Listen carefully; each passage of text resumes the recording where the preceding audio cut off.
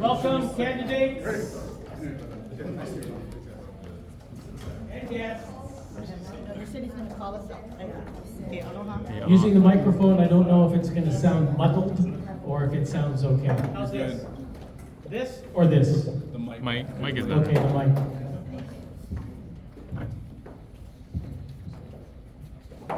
So thank you very much for coming. This is a candidate forum. It's going to be on it's on Facebook Live right now. If you have the microphone and you decide you want to walk around a little bit, you'll be able to be seen on camera from right here, which is just to the edge of this table, to right here, to the edge of this table. If you go far, far away, we can hear you, but we won't see you.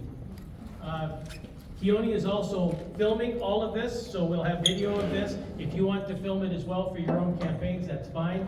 But we'll make both videos available to anybody who wants to grab some of this and capture some of this and put it on their website for campaign purposes. How it'll work is we'll start with the senior positions, U.S. Representative, and then I'll work our way down through there. When the candidate comes up, you'll be able to have 2 minutes to introduce who you are, what you're all about. Then you'll come over to the jar of many things and pull a number, and that number corresponds to a question. And then we'll ask the question. You'll have 2 minutes to answer the question, and after that's done, you'll have 1 more minute to close out. So it's a total of 5 minutes. Any questions? Is it Facebook or YouTube? I'm sorry? Is it Facebook or YouTube? You said streaming live. Facebook Live. Facebook Live. Was going to have it on YouTube, but YouTube requires, Some verification time, and we weren't that far ahead of it. yeah. What was your question? Well, I thought it was 1 minute intro, 2 minute conclusion, but it's up to you. 1 minute intro, 2 minute question, 2 minute close. You're right. Okay. Thank you for that. And if you planned for that and I swapped it around, that would be no bueno. Okay. So we'll start with U.S. representative. Is there anyone here that's vying for a U.S. representative seat? Hi, excellent.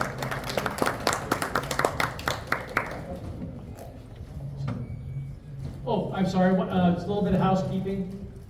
We've got some drinks in the back and some food. The restrooms are over on that side. If you go out this door, walk down the passageway to the left side, the ladies and men's restrooms are there. So you have a couple of minutes to introduce yourself, tell us a little bit about yourself, and then I'll get the questions ready. Sounds great.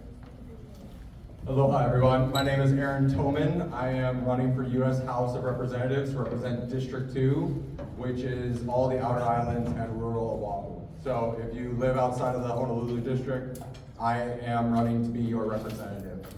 I am running to fight what I see as wrong in our federal government. I see that there's too much overreach by the federal government into our state, and we as a state should be able to determine our own destiny and what we want to do in our state. I think that there are many things that I am trying to push. I have an 11-point platform. My 11-point platform includes things such as term limits for congressional members, district voting rights for territories, and removal of qualified immunity from government officials, and other things. I encourage everyone to check out my website and see the details about my 11-point platform and see if it aligns with your values and what you want to see in your federal government.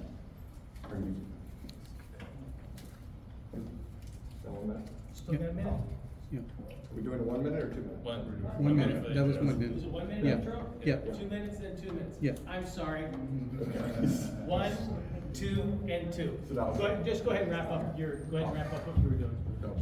So yeah, thank you. Thank you for your time tonight, and I encourage everyone to research their candidates and decide who is the best for their own values. Thank you. Thank you. If you please grab a number.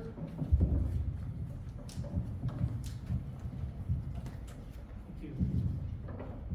Number 4 is gun violence. Mass shootings in America have become more frequent in recent times. What needs to be done to prevent this in the future? Thank you. So the question is, what needs to be done to reduce gun violence in America? So I think that the thing that needs to be done is we need to allow law-abiding citizens to defend themselves. If we take away the guns from law-abiding citizens, then the only people who have guns are the criminals, the ones who will take advantage of the fact that you do not have the ability to defend yourself. We see this all the time, and more in Hawaii. We're not just gun violence, but we're seeing more stabbings. We saw an acid attack in Ala Moana this year. We're seeing violence rising, and there is nothing that the people of Hawaii can do to defend themselves. We recently passed laws that allow open carry of all weapons besides firearms. So you can carry around right now a katana, a sword, a mace, an axe, and these are the things that we're allowed to defend ourselves with legally. It doesn't make sense. It makes more sense that we should be able to defend ourselves with the same things that we are potentially going to be attacked with. So I see that the way to reduce gun violence is with a well-armed population. If people are armed, then people will not be as willing to risk their lives for petty crimes. If a criminal knows that they may get $50 out of your wallet, but at the same time you may have the firearm to defend yourself, they are not going to make that decision to risk $50 for their life.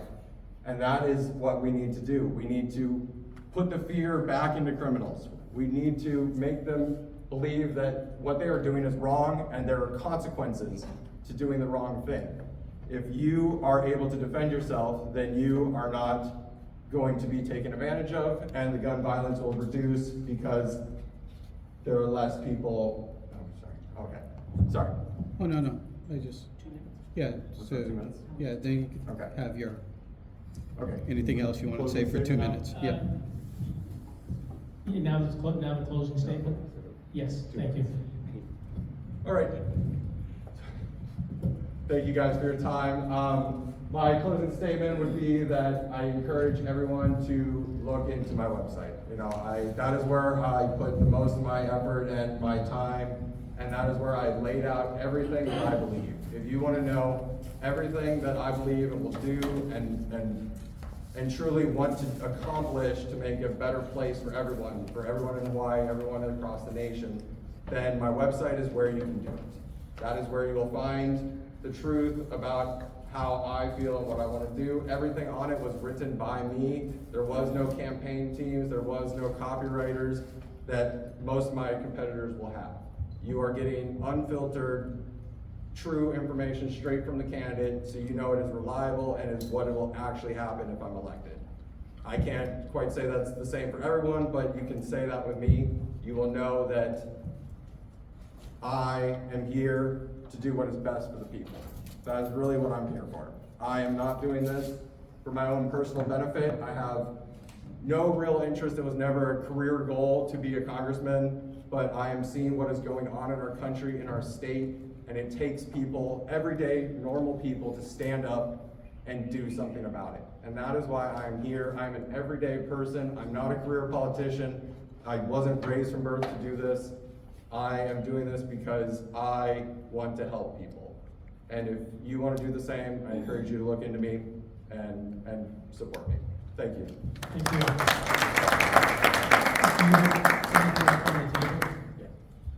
Yeah, and I have some handouts available. It includes a quick synopsis of my platform in the trifold and more details available on the website. Thank you. Mahalo. Okay, I just have to get myself straightened out. So there's one intro, right? One intro, Yeah, and then I was gonna show the sign. 1 pound, Yeah. and 2 1 pound. Yeah. Okay, because I kept saying 2. I didn't know what the So 2 I thought you was. said 1 minute intro, 2 minute for the question, and I showed 2 minutes again, so that they know they have 2 minutes left. What I would say would be more important is the 15 seconds. This is what I kept looking for. I was looking okay. for, I have 15 seconds left, so I knew when to wrap So it up. it's like a countdown. Okay. Yeah. Okay. Thank you. Are there any other candidates for U.S. representative? All right, we'll move to State Senate and State House.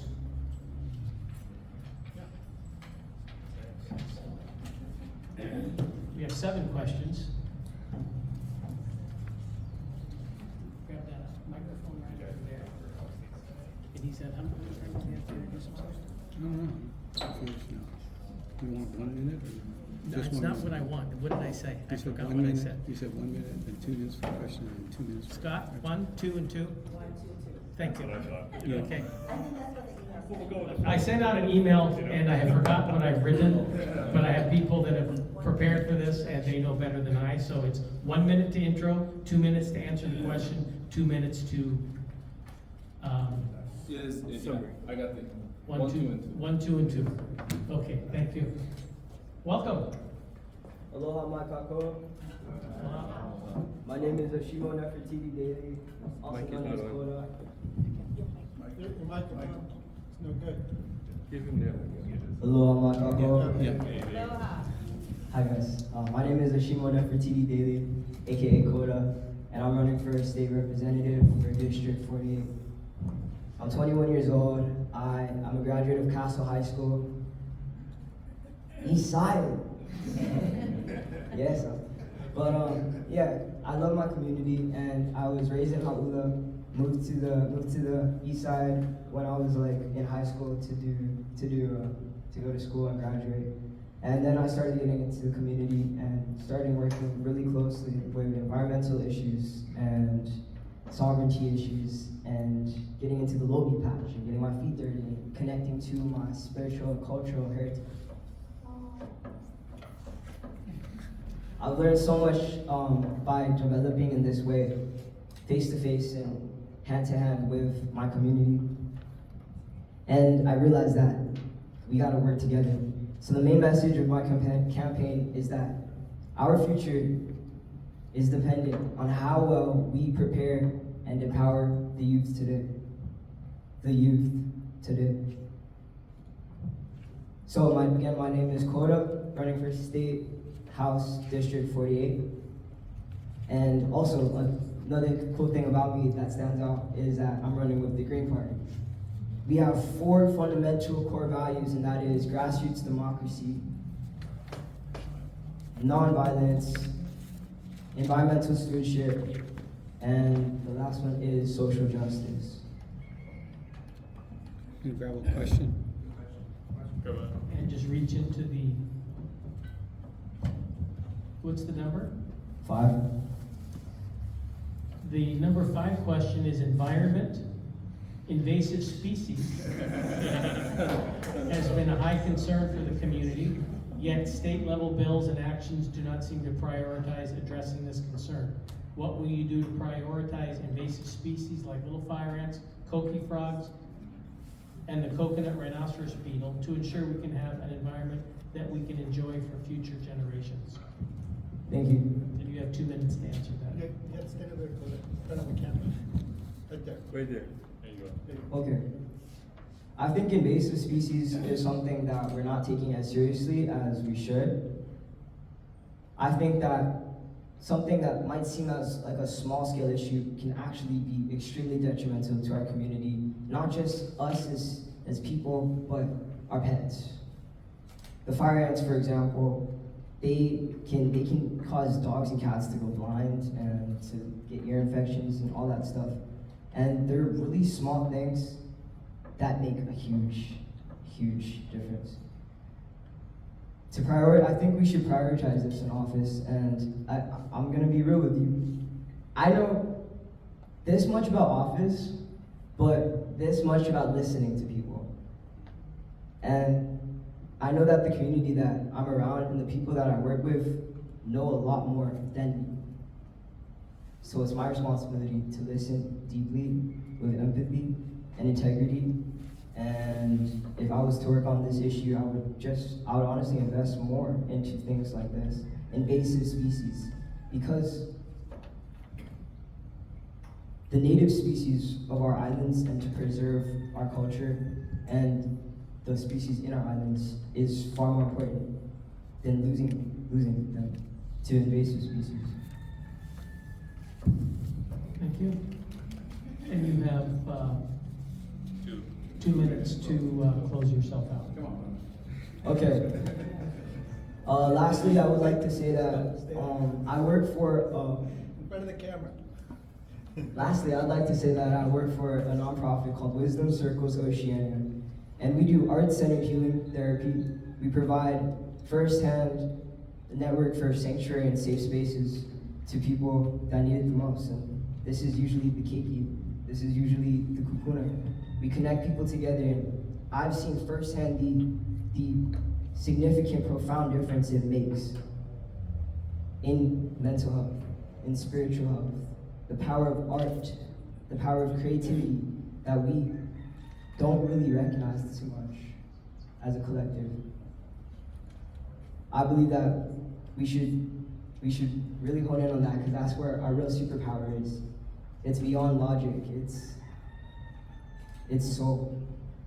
And yeah, my name is Asheemo for TV Daily, also known as Coda, and I hope that you vote for me this upcoming election. Thank you.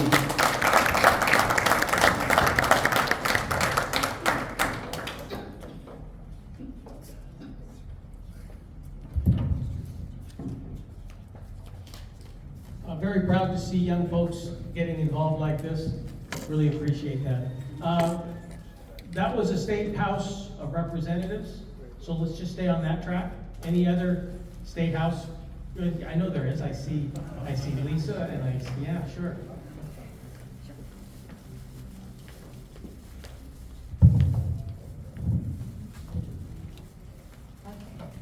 Good evening, everyone. I am Lisa Kitagawa. I currently serve as State Representative for District 48, which includes communities between Kaneohe through Kauahikaua. So I was elected into office in 2018, so I just completed my 6th year in office.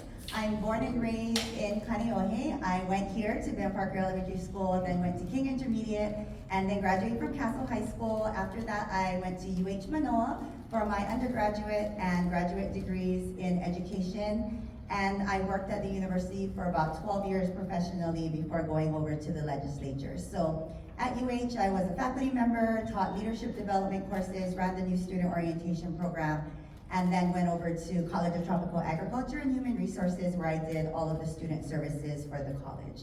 So really what inspired me to run for office initially, and what continues to inspire me, is my children. I have 2, one at Kaneohe L, and my daughter is starting King. And so that's what continues to motivate me. And I'm finished, so I'll get my question.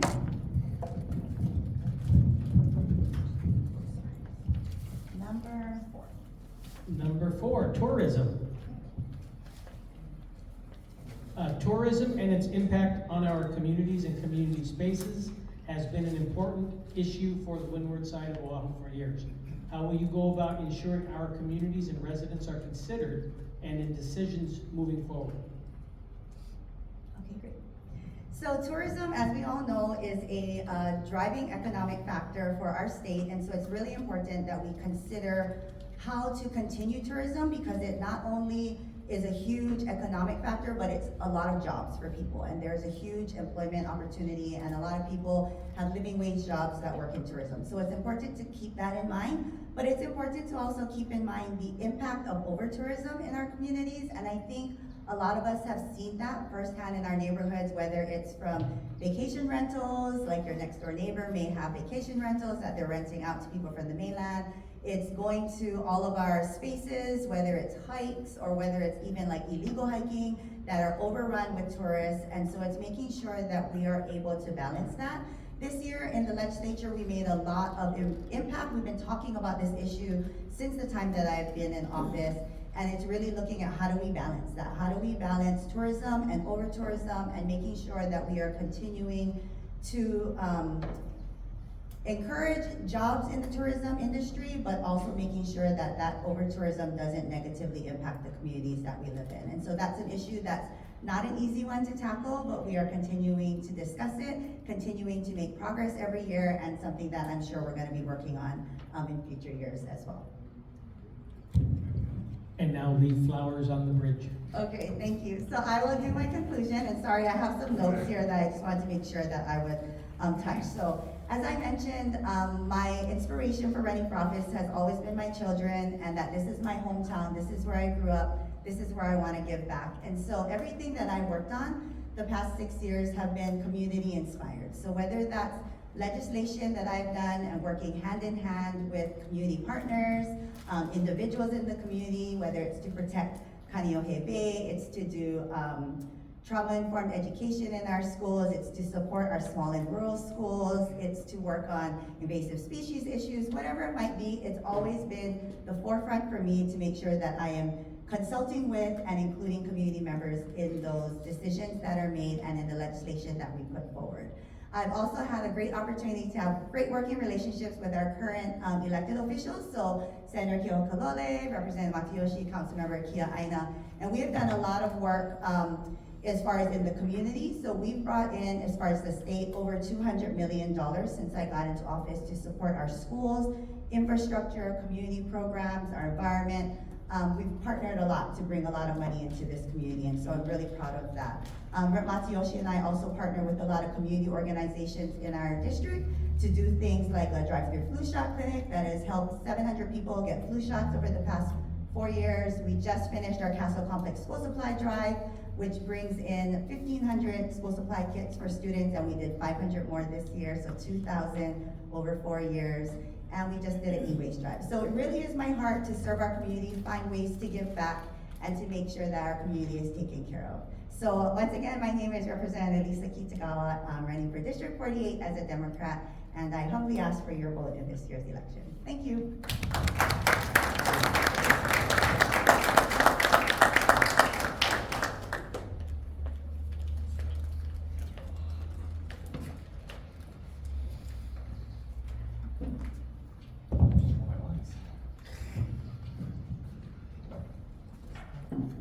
Great.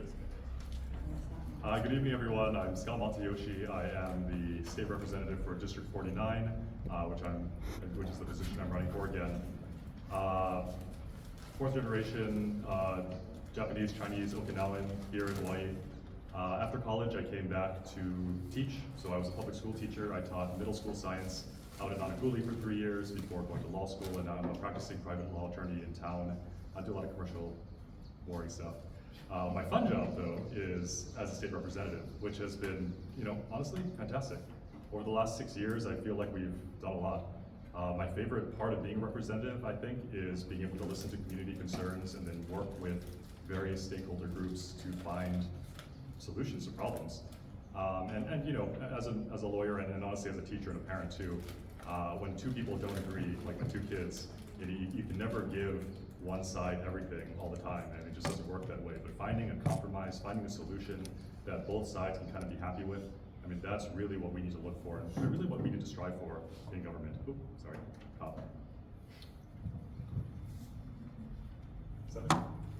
Seven. Thank you. Question number 7. Housing. With an aging population, senior housing and care facilities are becoming a bigger issue. How do you plan to address this?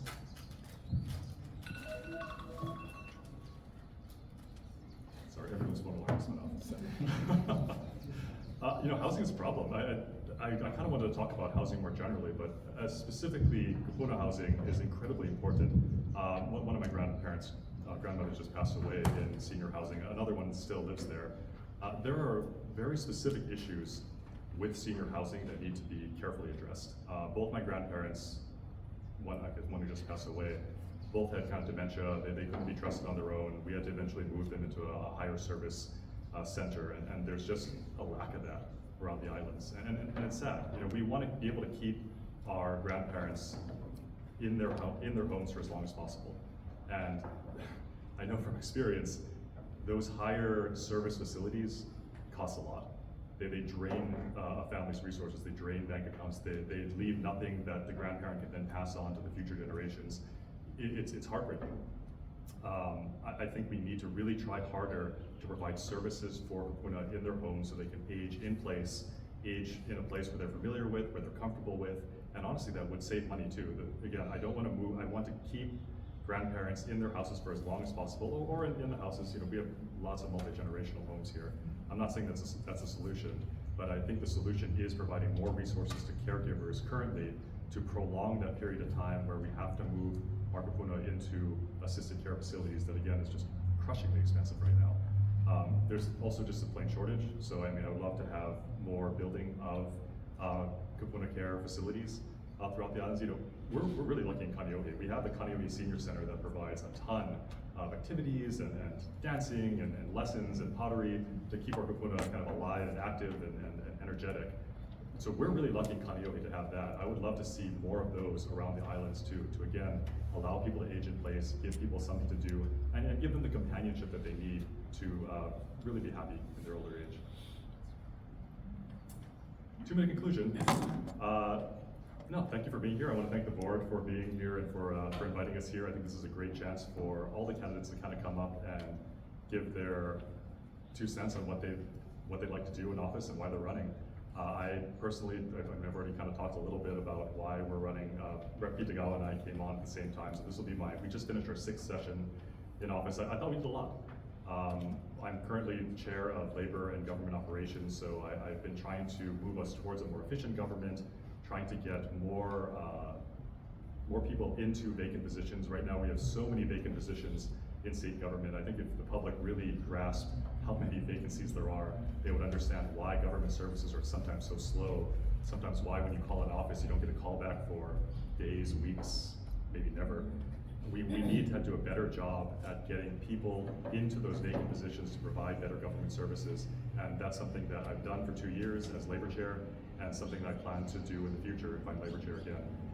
We've passed a lot of good bills this last session. We passed a great bill to kind of decentralize HR hiring for departments. Before, you used to have to wait 6 months after you put in your application to even get a call back. Now we've cut that down to weeks or even days sometimes once this law gets into effect. I've passed, work comp is also under me, so I've done a lot in getting certain insurance companies to provide better healthcare coverage and certain diagnostic MRIs and things like that to kind of get automatically approved, just kind of go circumvent the insurance process. Just to get people, you know, when a worker gets injured, I want to get them on their feet, back to work faster. The longer they're out of work, the longer their family's suffering with a lack of income and just kind of lack of morale for the person trying to recover as fast as they can to get back to work faster. So those are things that I've been working on this last couple of years, but again, a lot of community concerns. I know the stream's clogged. I see that grove of trees in there. We're working on a lot of different things at once, but really enjoyed being your state representative these past 6 years. Thanks.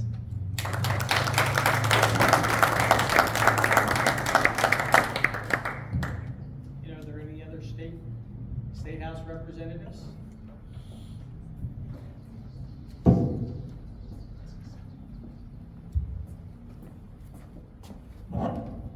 Aloha.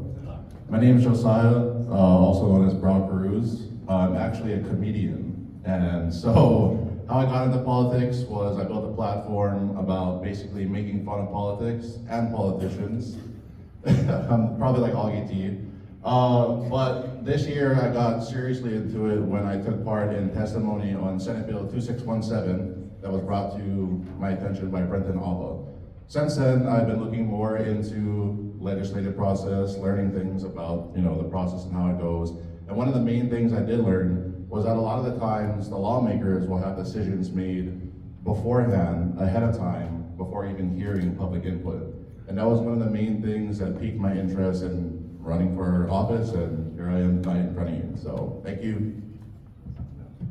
Grab a number from there. Number 6. This is information security. How can the state protect government, especially utility systems, from being hacked? Unfortunately, I have no knowledge on that particular topic.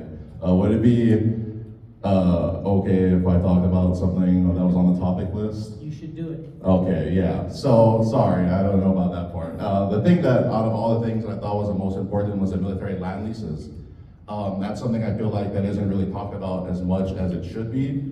It's coming up now, I think in 2029, there's over 6,000 acres that the military is leasing out right now. They've leased it for $1 for 65 years. I feel like that's something really important that should be brought up a lot more and discussed more. I feel like we should be holding the people that are supposed to be holding the military accountable for things like, you've seen Red Hill. You guys have seen the things that happen from the military. And I feel like, some people need to be held accountable. And if the people that are holding the military accountable for certain things won't be held accountable, then what's going on? But yeah, that's my thoughts on that. Okay, close out. Yeah, so my name's Josiah.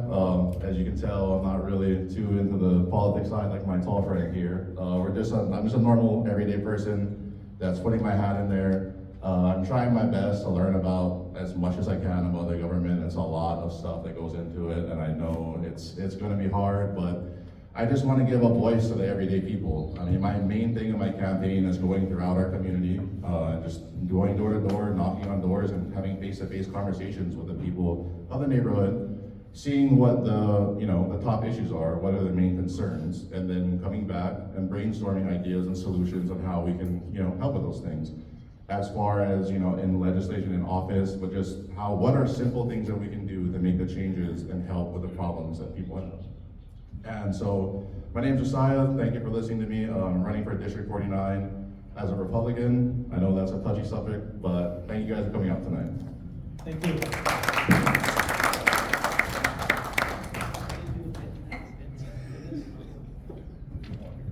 All right. Okay.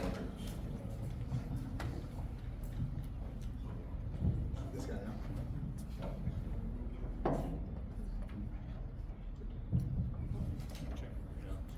Good. Hello, good evening. My name is Mike Lee. I am a father and a husband. I'm raising a family over at Kauahikaua Hillside, my wife Sherilyn, and my two sons, Angel and Phoenix. I have a background in conflict resolution education, and I was very fortunate when I came back home to be given a job at the Pacific American Foundation, working with students from Oahu High School and youth from the Honolulu Youth Correctional Facility, which is kind of how I got inspired to run for office eventually.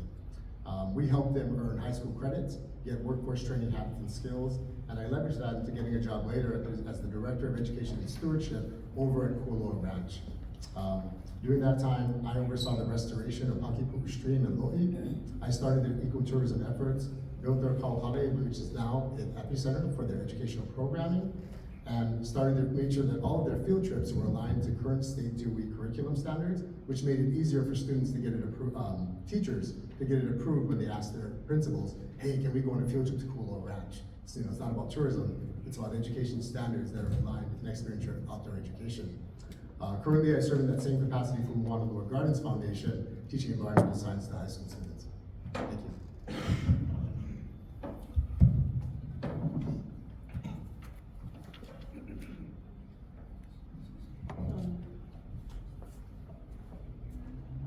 Number 6, information security. Well, it's the same one. How can the state protect government, especially utility systems, from being hacked? And can I defer the question to another one as well? Which one? No, it's all right. This is a different age, this is a different time. Gone are the days of having a bank and somebody robbing the bank, and in the 90s and the early 2000s, my mom was one of the very first people who experienced something called identity theft. As we move into a digital age, and as we move into a digital world, all of our security is now online. A big part of my platform, as the constituents know, is also making sure that we have jobs and industries that will keep our local youth here. And a big part of that is cybersecurity. It is the tech field, which includes this topic as well. The state should be really funding and making sure that we are supporting the economic development of different opportunities in these fields to make sure that we have students and young adults who understand this a little bit better, I think, than some of the older generations, to make sure that we are protecting ourselves. We take that for granted living here locally. Our security here. We are an isolated island in the middle of the Pacific, and we are a very important staging point between the East and the West. Making sure that we are protecting our residents with not only national security, but state security as well, should be an imperative. Thank you. Yeah, that was a great answer. Well, thank you. I'll take that. Okay, now close. Thank you, I appreciate it very much. So I am a 3rd generation Chinese, American, 6th generation Korean. All my grandparents worked on the plantation fields, one over by Pahu, one this side. I'm very fortunate to have been born into a multi-generational household. That was very important to me. I grew up with both of my maternal grandparents, 2 aunties, 2 uncles, my mom, my father, my 2 siblings, my 2 sisters, my brother, my dogs. And why this is very important to me, living in a big family, in a multi-generational household, is you learn certain things about working with other people. You learn to listen first without an agenda, to really value others' perspectives, even if they disagree with you. And you also learn to make sure that you consider the ramifications of your choices before you take action. These are the types of values I learned growing up in this household. Combined with my background in conflict resolution, I really hope to make sure that these are the skill sets I bring to the legislature, to make sure that I can work amicably with my colleagues, to make sure that I listen to all parties, regardless of whether I agree with them or not, to listen to my community, because this is not about me, this is not about me running for office. This is about District 50, which runs through Kailua, and the majority, and about half of Kaneohe Bay, right up until Mokulele. Part of my platform is education, because I am an educator. I do believe in making sure that we have more vocational opportunities and trades in our schools. I think there is space and time to learn academics, but also to learn workforce training skills and habits and employable skill sets that we can leverage into good jobs later. I'm big on public safety as well. I do not think it's okay when we hear that a spouse has killed their spouse after 20 prior convictions of domestic violence. I do believe in deterrence. I do believe in raising some of the consequences for violent offenders' actions, and especially with the rising crime that we've seen in our district. And last thing, there's nothing more important on the windward side than protecting our natural resources. Our lives begin and end with our natural resources, and we have seen what has happened in Kailua and in Kaneohe. I learned to body surf at Kalama Beach. I learned to dive and fish off the pier and over at Puloa and Kaneohe Bay. Now, through the 90s, 2000 to the 2010s, we have seen what has happened to Kailua, we have seen what has happened to Kaneohe, and a once quiet coastal residential community is now overrun by tourism as a tourist hub. We need to make sure that not only are we giving back to our natural resources and honoring them, but that we're honoring the residents and the people who have lived here for generations. Thank you very much.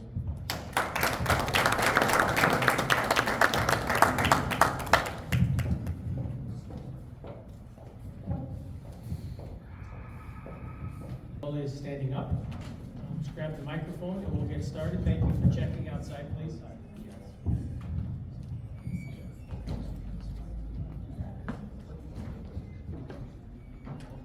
Okay, aloha everyone.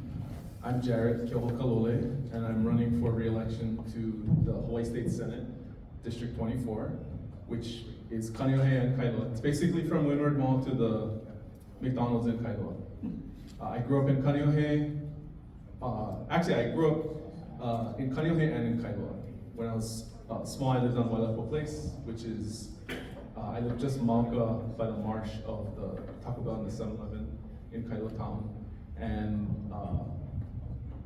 later on in elementary school, I moved, first grade, we moved to our family's property at the end of Waikalua Road, right down here. And I attended Ben Parker Elementary over here, and then King, and graduated from St. Louis School, where I went for high school, where my family has attended for the last 4 generations. My family's lived here for 7 generations in Kaneohe, but we're in the chance, our ohana traces back to this place on the windward side. That's a big part of why I ran. I feel very privileged, and I feel a really deep obligation to serve this community that my family has lived in for a very long time. So thank you.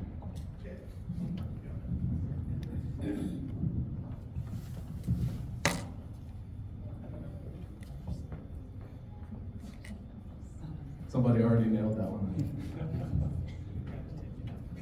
Number 3, Commerce and Consumer Affairs. Rigged. Maybe I'm the chair of that committee, right? Maybe I'll just take the last one. Yeah. I don't want to, That's a perfect one. no shenanigans. Take the hard one. Education. Sure. Data from the DOE show that less than 8 of 10 students graduated from Castle High School in 2023, and more than a third of the students were chronically absent. What steps will you take to ensure better education outcomes at this school? Chronic absenteeism in 2024 takes me immediately to the pandemic and the problems that we have had across this country, especially in Hawaii, with trying to help catch up those kids that fell behind during the pandemic. So when I hear a statistic like that, which I haven't heard before, my mind immediately goes back to the struggles of remote learning, specifically for the kids that are most at risk, who often did not have the resources, like a parent who could stay home and work remote to watch to make sure that they were logging on for remote instruction. A home where they could get outside and have exercise and even move around instead of being trapped in apartment spaces during the lockdowns. A household that has more than one screen, because so many families barely even had that. And if a parent is working remotely on their own screen and there are no other screens available to receive instruction, then that's how we end up with kids who really fell behind during the pandemic. And what we have seen is that just sort of continued on afterward. We've put a significant amount of funding into the Department of Education over the last several years to specifically target those, because for the most part, it is at-risk kids who fell behind that are the ones that are not attending class at the same rate as they were before the pandemic. And if you're not going to class, you're not getting the same amount of impact out of your education as people that are going to class.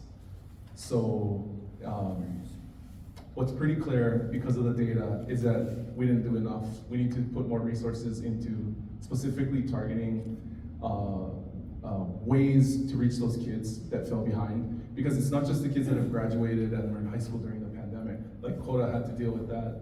He obviously turned out great because he did a great job. But kids from elementary school, kids from middle school that weren't going to school during those times, once you fall behind in one of the grades, it's very difficult to catch up as things get more complicated when you move up when you move up into high school and things like that. So we've been working with community partners like the Castle Foundation. I met with them yesterday about using some of our philanthropic outside resources to specifically target programs on the windward side, Aina-based education, connecting with our business community to set up not vocational programs, but internship opportunities, just connections so that people can get a leg up on professional opportunities while they're still in school so that they're best prepared. You're supposed to cut me off for one other. Yeah. Did I get into my conclusion? No. Should I just go? No, you can go ahead. Yeah. Okay. Thank you very much for joining us tonight. Chair and members of the board, thank you very much for your work organizing this forum.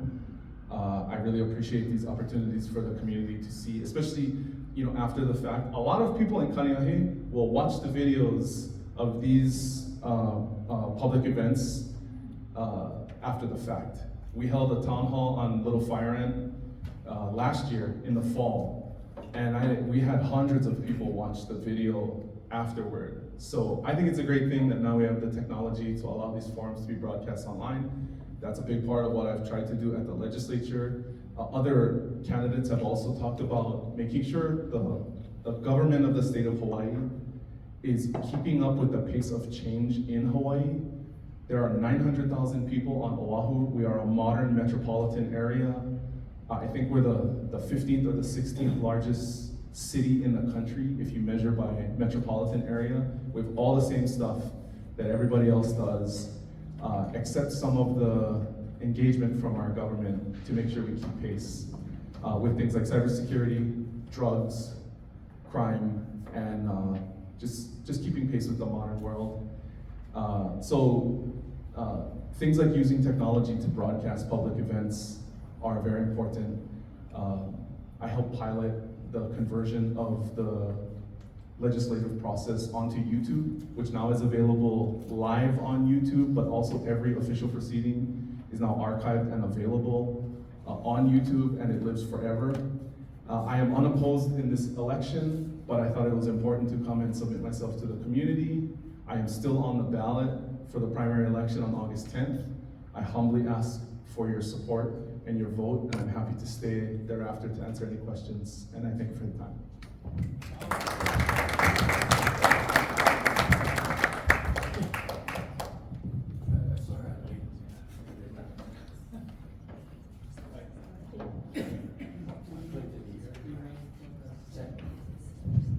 any other Senate candidates? Clayton. I know, I see him. I see him. Okay. Are there any others? Hello.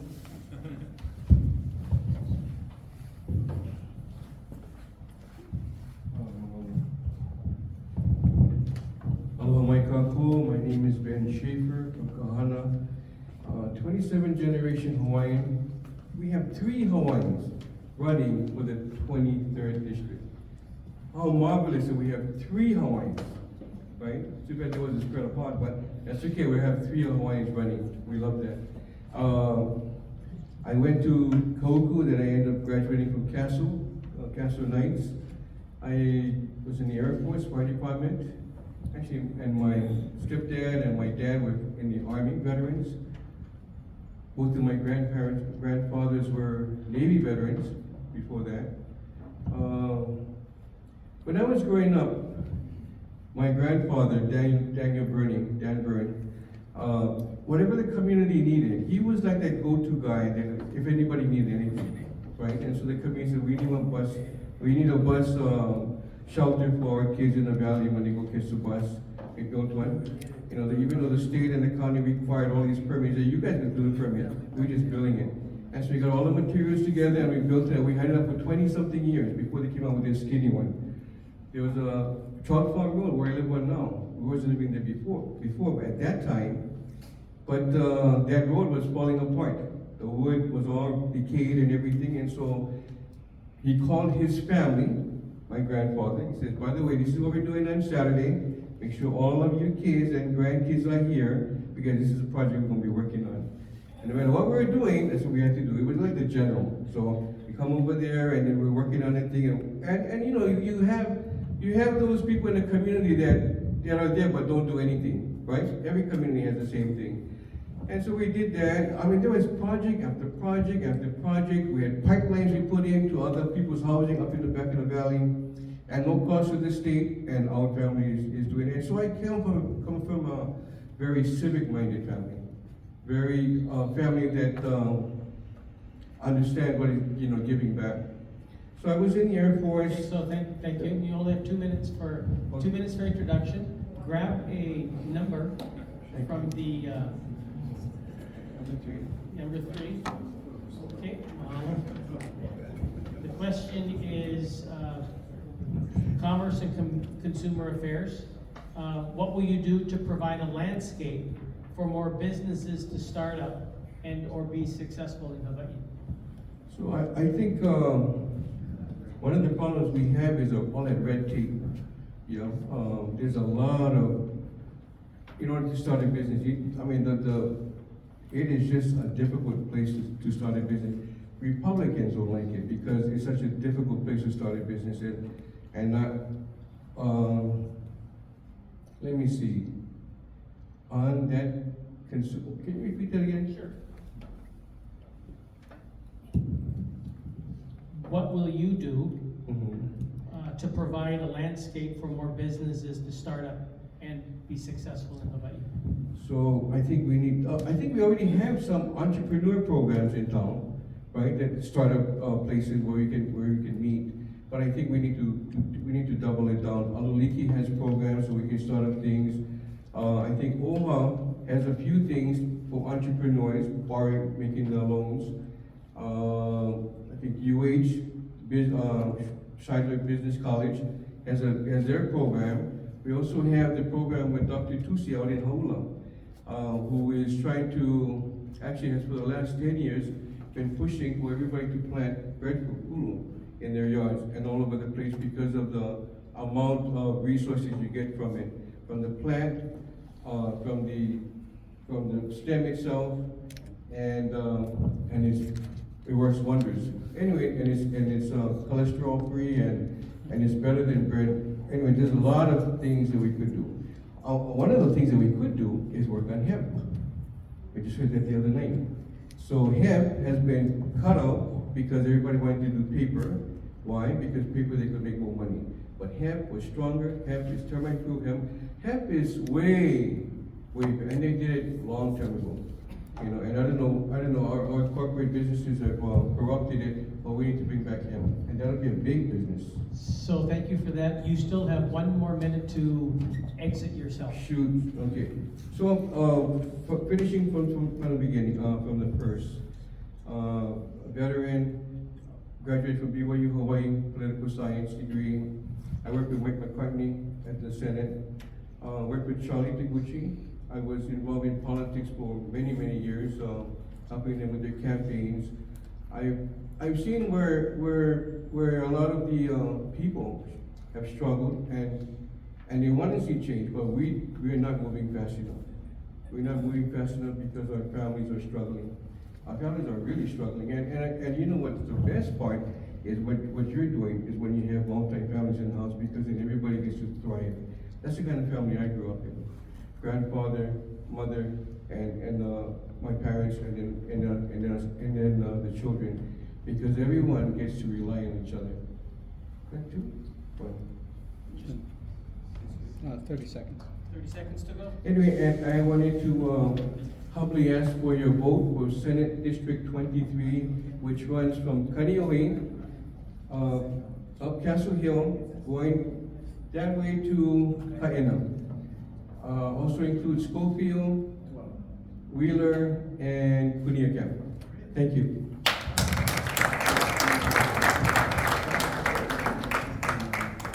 Okay, one more Senate candidate. One more Senate candidate. That will be you. So here's how it works. You were here for the intro. He's going to, you have 2 minutes to tell us a little bit about yourself. 1 minute. 1 minute. 1 minute to tell us about yourself. 2 minutes to answer a question, and then 2 minutes to close out. Okay? I'll do my best. And the question is right in there, but you don't get that yet. 1 minute, tell us about yourself. Off you go. Oh, and he's our timekeeper. At the end of 1 minute, I'll show this 2 minutes. Mahalo. Okay, right now? Yeah. Okay. I'm Clayton here. I apologize for being late. One of the things about being a farmer is there are things that occur that unfortunately need to be taken care of. And that happened this evening. I put an animal down because the vet was not available. So that caused waiting time for the vet, and then finally deciding that enough misery had occurred, so I put the animal down myself. So that's why I'm late. So I apologize to you, all of you. I apologize to you. So let me say, I'm Clayton He. I have served in the House. I have served in the Senate. I have served in the Office of Foreign Affairs. I've had varied experiences. What sets me apart from the incumbent senator and my primary opponent is that during my time, I have a record that can be criticized or can be talked about. And I hope we'll get into it as time goes by. Thank you. Question? This is the military lease question. Military leases are set to expire in 2029. Many in the community are calling for these lands to be returned to the state. What is your position on the military's land retention proposals, and what would you do to bridge the gap between the military and the community as we approach the 2029 deadline? Okay, that's a question that I've been asked when I was at the Office of Foreign Affairs. I believe that surplus land that presently occupied by the military should be returned to the state of Hawaii, period. I believe that non-vital lands that are occupied by the military should be returned to the state, period. Those lands include golf courses, those lands include bowling alleys, those lands include areas where the military uses them to recreate. Those lands should be returned to the state with a caveat that they be leased back to the military as a first right of refusal. As far as the occupation of military lands, I believe that military lands that continue to be occupied by the military should be at market rate, not at a discounted rate, but the same rate that any citizen were he or she to use the lands would be assessed at a market rate. And now you have 2 minutes to close out. Oh, okay. So, like Jarrett, Keohokalole, I grew up right down here on Mahalani Circle. The ocean was our playground. The ocean was our resource that sustained our family in some ways. For me, coming back to the legislature gives me an opportunity to give back to the next generation and the next generation. For me, it's about future generations, particularly because I've had the opportunities to see aspirationally how I could serve the community. And well, quite frankly, the incumbent senator evidently has different ideas about service to the public. I would be pleased to serve again.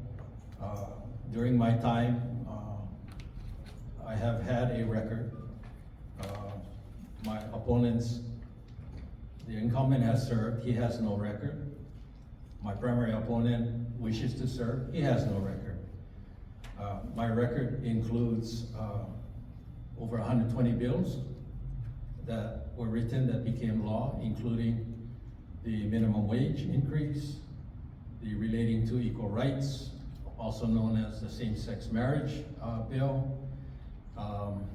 cruelty to animals, which is now a felony C, simulated firearms. So if you use a water gun to hold up a store, that water gun is treated as if it were a real gun. These are the kinds of legislative accomplishments that I am proud to have been a part of. As far as my time at the Office of Foreign Affairs in 1990, when I went there, the corpus was 19 million.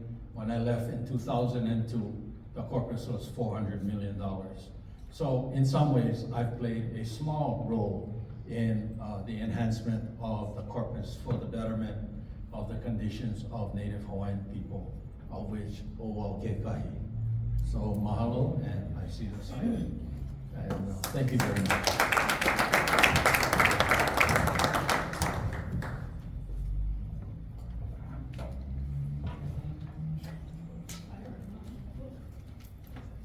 Let's see, you work for me? How are you? Thanks everybody for bearing with me, sorry. Thanks everybody for bearing with me. 1, 2, 2, 1. 1, 2, 2, 1, 2, 2. So my campaign team have informed me that I need to remember to eat, which I forgot to do today. So thank you so much for bearing with me, and I'm gonna do this sitting if that's okay, so that I don't almost faint again. Okay, so you all know me. I'm Natalie Hussey-Burdick. I've been representing District 50 for the last 2 years. I've been attending these neighborhood board meetings for years before that.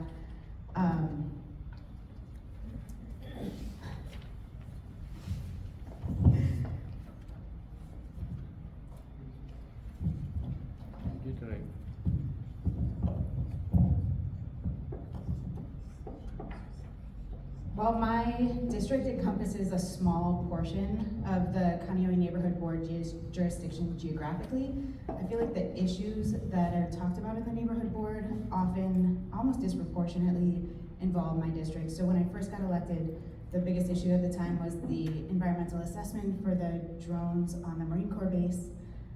After that, we had several instances where the Kailua wastewater treatment plant was exceeding their bacterial permitted levels. Those are still ongoing today. Of course, we've had little fire ant outbreaks all over the neighborhood. And at the last neighborhood board meeting, thanks to board member Shizuma, this neighborhood board passed a motion to oppose a detrimental project in one of our neighborhoods. So thank you so much for your work on this. These are all issues that I have been working on for a long time, and I hope that you'll continue to allow me to build upon that groundwork in my next term. And I'll pick a question. Ooh, lucky number 7. Lucky 7. Is that the ITS question? Nope, aging population. With an aging population, senior housing and care facilities are becoming a bigger issue. How do you plan to address this? Yeah, I feel like Representative Matayoshi did a really good job talking about the needs here. There simply aren't enough services available, and those are the kinds of things that I think we need to prioritize in our base budget. So when the budget was presented to us a few years ago, it was pretty unacceptable to a lot of our representatives in the House. It underfunded services like that we desperately needed for so long. It underfunded education by $67 million while prioritizing what I thought were kind of frivolous projects like the $33 million reflecting pool at the Capitol. And I was one of 8 representatives who stood strong and voted no with a strong message that the budget will not be balanced on the backs of our kupuna and our keiki and our public education, with a message that the House and the Senate need to go back and renegotiate so that we have a budget that really reflects our moral priorities. So I have proven that I'm willing to speak truth to power, that I'm willing to stand up to immense social pressure and political pressure, to accept the ways that things are presented to me, and that's pretty much it. 1 minute to close out. Sorry, 2 minutes to close out. See, that's how you do a bit. So I appreciate the board for hosting this candidate forum. It's a good opportunity for candidates to connect with members who maybe haven't been able to attend all the past neighborhood board meetings and see all the monthly reports I've been doing and see all the things I've been up to. One thing that stands out about me is that I've taken the Our Hawaii Pledge to run a clean campaign not funded by corporate lobbyists, big tourism, luxury developers, all those special interest money groups that seem to have a stranglehold on local politics. So that means when I vote on a bill or when I take action on behalf of our community, I'm not thinking about any of those big money special interests. I'm only thinking about you and the community that I have built my life to improve. So for my constituents who are present on watching online, thank you so much for the opportunity to serve you this past term. I've proven to be an incredibly hard worker who is not afraid to shine a light on the shady inner workings of the legislature, and I'm excited to get back to work after this election. Thank you.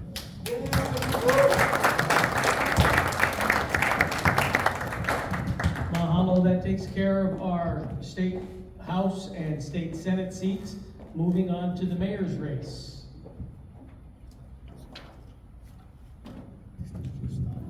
New questions?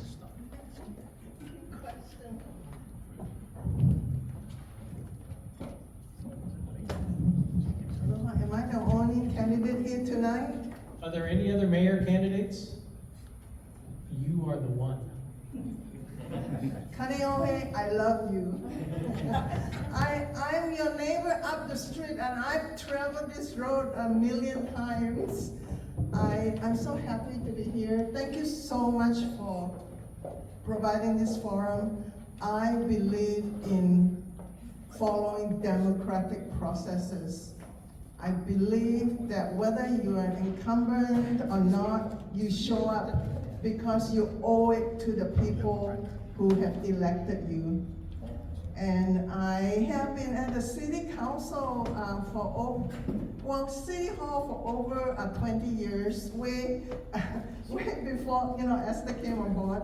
But I have a partner in crime, and her name is Natalie. She's from Kauahikaua, and both she and I, we just found each other and clicked, and we are just okay. It's pow so quickly, huh? Just for intro. Oh, just for intro. Okay, that's 1 minute, right? Yep.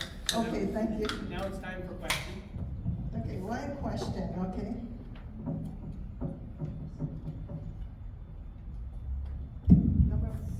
Number 4 is homelessness. Homelessness.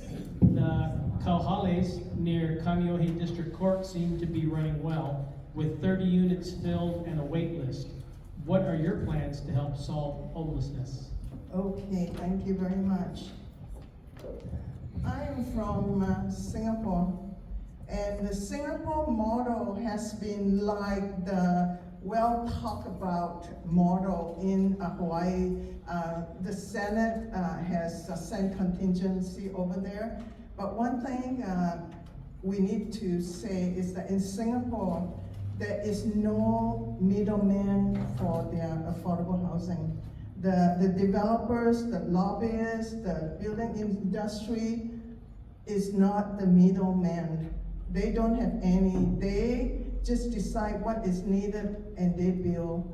And certainly we need developers because they're the one who's doing the building. But to me, affordable housing, we have to begin with a few questions. How much billions of dollars have Oahu received from federal, state, county, and private organizations? We have never been able to get the answer, for the past 10 years. And also, we need to ask, how affordable is affordable? Affordable for whom? Are we obligated to just provide housing for everyone who comes here? Those are some of the questions that we need to analyze and need to talk about before we can really solve the affordable housing. Those kauhales are wonderful things to have. Anything that helps is a wonderful thing to have.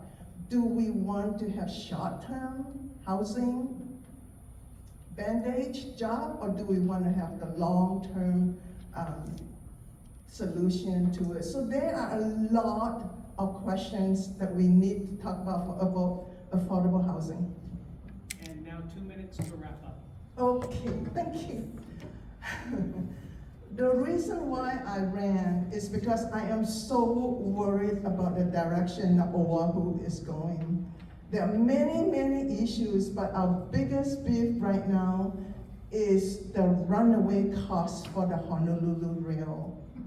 It started in 2006 at $2.7 billion and is now incomplete and almost nearing $12 billion, and there is no ceiling there yet. My friends and Natalie Iwasa, who is a CPA and a certified fraud examiner, we really think, along with other people, that this is the time to reassess the Honolulu Rail project. And I feel like I am in a very good position to do that because I have zero donations from developers, from rail lobbyists, and so on, while the incumbent mayor has already collected over $1.7 million. Folks, those money are not free. I mean, when someone gives you money, it is for a reason. And I'm not saying that people cannot donate to whoever they want because it's their money and they can give it to whoever they want.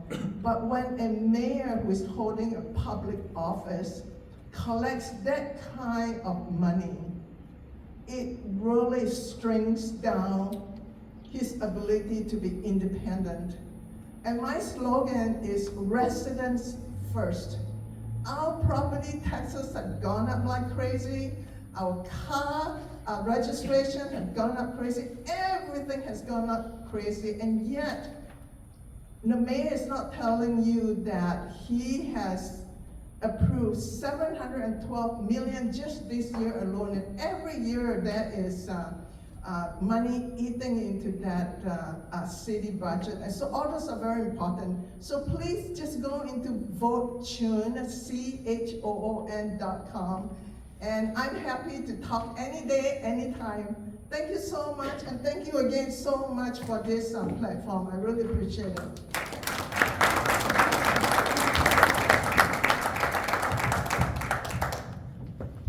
I don't want to distract from the overall intention of what we're doing, but there is some food in the back. And if you feel like you want to put something in your belly, please feel free. There's also some water back there as well. Next, moving into the City Council. We have some how many City Council representatives are here? 1, 2, 3. Perfect. Just the same amount of questions left. So, who would like to come up?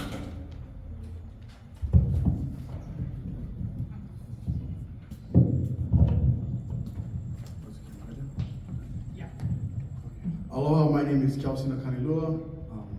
57 years old, married, 3 children, 6 grandchildren. By the way, all 3 of us went to Kamehameha schools. Esther and I went to school at the same time. David's a little bit older than us. But we're all Kamehameha school grads. We all have Hawaiian last names. So I'm married. Happy anniversary, honey. Today is our anniversary. She's in the mainland. We've been married for 16 years. We've been together for about 20. My children are all old. Well, I mean, they're not teenagers anymore. They're grown people. So, 6 grandchildren, obviously. And so, I went to Kamehameha schools, then I went to University of Hawaii. I have a bachelor's degree in economics, a bachelor's degree in speech, a master's degree in communication. And then after that, I actually, I'm a 2-time Olympic sprinter. So I went to the 2000 Olympics and the 2004 Olympics. I represent American Samoa. I ran the 100-meter dash. And then at the end of that, I joined the Navy. And so I'm a 20-year retired Navy veteran, but I'm retired, so I did 20 years in service. Okay, thank you.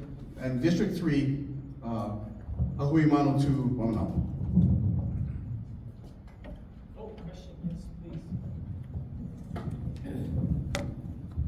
Number 3. This is the invasive species question. Has been a high concern for the community, and yet state level bills and actions do not seem to prioritize addressing this concern. What will you do at the county level to address invasive species like little fire ants, coqui frogs, coconut rhinoceros beetle, to ensure that we have an environment we can enjoy for future generations? Okay, first of all, the fire ants have been not solved, but reduced significantly in Queensland, Australia, and RBC has been reduced significantly in Guam, and also again in Malaysia. There's already a system set up, and it begins and ends with community involvement. And then I'll tag along with the education people. That's one way you can get your community involved, to get the kids to go out to identify it, because identifying is where, so you got fire ants in this hill, you call the city and county, the kids usually find it because they're good at finding those kind of things. And then they use pesticides to kill the fire ants, they use the notavirus to kill the RBC, right? And you also have a fungi that can go after RBC, which is a rhinoceros beetle. So those are the 2 main ones that right now, the coqui frogs are starting in Wamanalo, and Esther brought up at the last meeting that they're afraid they're gonna come over. So again, there's usually templates involved in how to solve this, and I believe it begins and ends with community involvement, and there's proven ways that have actually eliminated them through pesticides and the viruses to lower what's happening, and they've been pretty successful. And here in Hawaii, in Kauahikaua, I don't know how many of you guys know Daniel Anthony, he does a lot of the coconut stuff, and he does things that is he's very up to date on exactly what's going on with the RBCs, which is the rhinoceros beetle. And 2 minutes to close. Okay, so I joined the Navy after I was in the Olympics and went to school. Most of that time was spent, for lack of a better word, self-centered. Hey, I'm trying to be me, I want to be an athlete. And as I got older, started raising children, realized that the world was not about me, it's about others. So in Kamehameha, they teach us a thing, it's called servant leadership. How can you serve others? So that's why I joined the Navy and served for 20 years. And now I'm hoping to extend that service attitude to help the people community. I grew up, actually I went to Heia Puahala between my siblings and my children. We've gone to KIS, Castle, King, Kalaheo, Hakipu'u. So I've lived on this side my entire life. So I've been, even went to Trinity, my daughter went to Trinity High School, Trinity Elementary School, down at the bottom of Honolulu. So my goal now is to serve this community, the community in which I grew up and I love. I'm very familiar with everything from Honey's that used to be across from the Windward Mall, which is my old, that was my old backyard, and Don Ho used to play there back in the day. See, I know how old you guys are now. So, right, there was Wendy's and King Richard. So I'm very familiar with this area. I've been here forever. I can name everything from at least the 70s. So, please vote for me. August 10th is the first election. That's the primary, and that's good. I'm good. Thank you.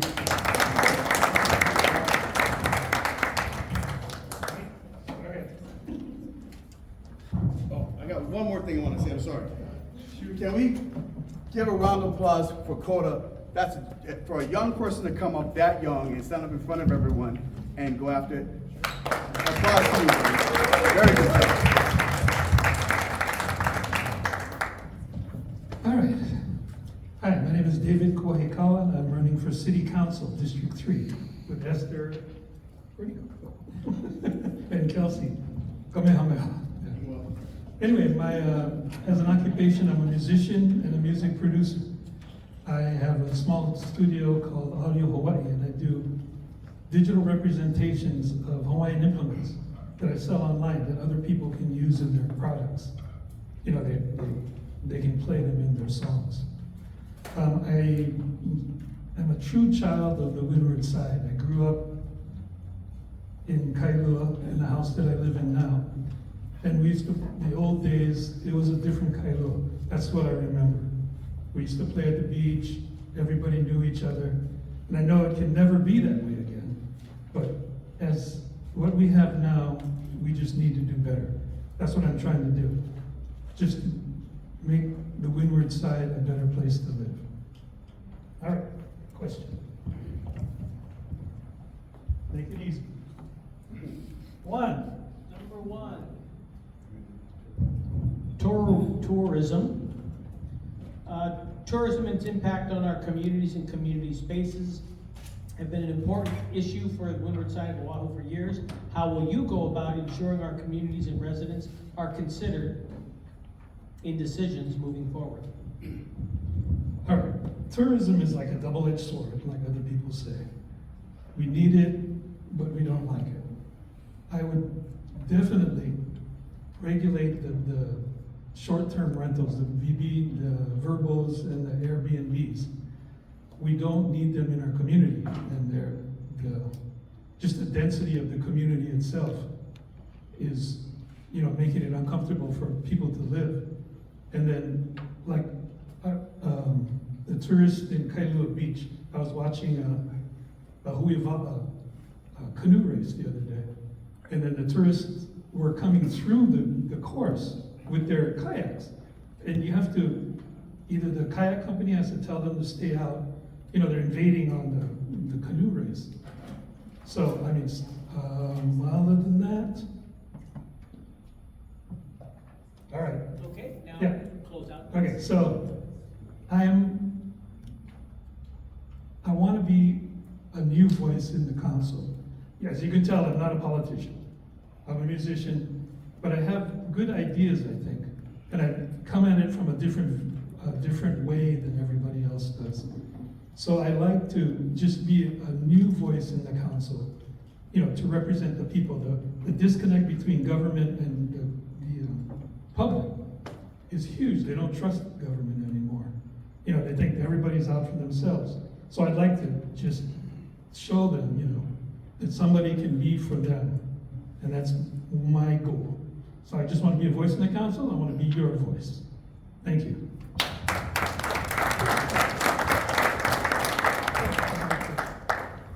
I'll do your job. There you go.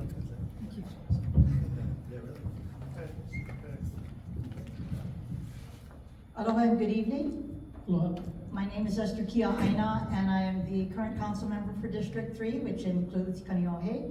I am also the vice chair of the Honolulu City Council and serve as the chair of the Planning and the Economy committee that looks after the overall economy for Hawaii, and one of the major ordinances that's so important for us relating to land is the land use ordinance, and we are currently overhauling that land use ordinance as we speak. While I have worked for the federal, state, and county governments for nearly 30 years, I'm actually I have not been in elected office for a long time. It's only been 3.5 years. I've actually been behind the scenes, and I see many of you in the audience who have known that similarly to Senator He, I have a record of accomplishments with regard to both laws that I've helped to enact as well as funding opportunities. For me, I need to balance it's out? For 1 minute. Just the intro. You have. Oh, okay, sorry about that. And then 2 minutes for questions. We'll grab one of those, yeah. In here? Yeah. I'm actually scared. Number 5. Kaneohe Bay has overcome with unauthorized commercial interests. What will you do to stop this illegal activity? Because it is a state issue, because it's in our lands, if you don't mind, I will answer that briefly, but I'm going to talk about commercial activities at where the city has Kiaana, of course. So first of all, I support the community's efforts to deter commercial activities in Kaneohe Bay, and we have a lot of our state leaders in this audience who's doing a good job on that front. What I like to talk about is what the city can and cannot do. And currently, with regard to city beach parks, we have currently a law that bans commercial activities in Kailua, and I helped to enact into law an ordinance to ban commercial activities at Waimanalo beach parks. There was an effort to repeal both of those statutes, and I helped to defeat that effort and will continue to do so. So I also think that over-commercialization is not just limited to our city and state lands. It also impacts our residential communities with regard to illegal short-term rentals and monster homes. And I've done everything possible to help in the enforcement of that, as well as to provide the Department of Planning and Permitting with the necessary resources, as well as the capacity to be able to deal with those issues. Simply said, the over-commercialization of our residential communities is not just disrupting the windward side, but all of Oahu. And I feel that I have helped to address those issues. Thank you so much. Excellent. Now you have 2 minutes to exit. Okay, so as I mentioned earlier, I have my experience at the federal, state, and county level has helped me learn how to navigate governmental systems, and it's been very, very helpful for me as it pertains to pursuing policy and funding objectives. Of course, when you talk about Oahu-wide issues, affordable housing and homelessness comes to top of mind. In the latest budget this year, I provided both $25 and $50 million respectively to achieve those objectives. And I also have done as much as I can to improve the DPP's permitting system, which impacts all of us, as you know. And I'm hoping that in 6 months to a year from now, you're going to see a different process, because we have allocated the necessary funding, software improvement systems, as well as actual bodies to deal with the core backlog, which is the code review section. The issues, of course, that impact the windward side are quality of life issues, and I'm so fortunate to have a great state delegation to work with me on that front. We've talked already, Kelsey has talked about invasive species as is others. I actually helped to get the city on board by passing a resolution. I helped to secure a home at Ho'omalahia botanical garden for our Oahu Invasive Species Committee, and I hope to kickstart several windward fall town meetings on invasive species. I'm quite familiar with that issue.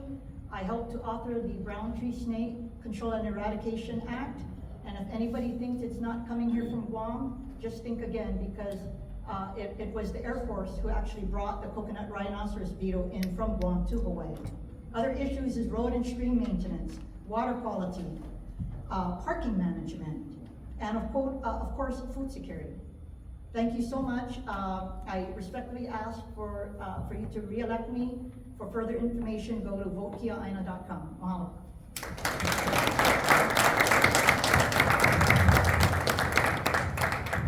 Are there any other candidates here that have not had the opportunity to answer any questions? That concludes the activity. Now is a great time to mingle, chit-chat with everyone. Thank you all the candidates for coming and being able to share your mana'o. Even if you're a candidate for the first time and you have a chance to hear some of the more seasoned candidates tell their story, maybe some of those ideas rub off on what you're thinking about too. So many thanks. It's not biased because I don't have an opponent, but how about a nice round of applause for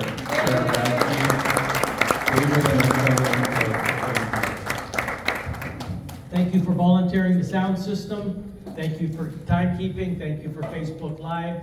And all the people that brought desserts and food in the back, mighty mahalo.